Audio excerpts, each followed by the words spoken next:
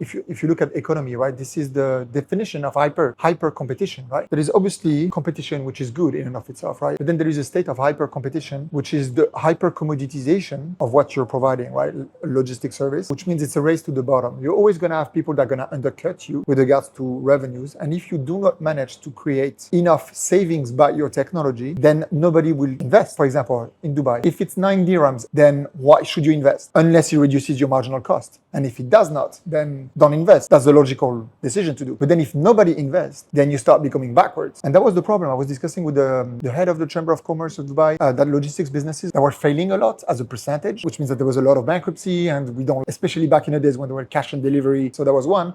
And then two, he was wondering whether it was a race to the bottom. Saudi was the complete opposite, right? 7 licenses on courier for like 30 years, 40 years, no innovation whatsoever, healthy, super high profits, and they just share the profits between companies. But then now it's completely opposite, right? Like when we got the license, I remember there was 2 licenses that day, and there was like a crazy event and so on. So it was a big thing. And I think like 2 years later, there was like 30 other companies. So now I think that even in Saudi, it's almost commoditized.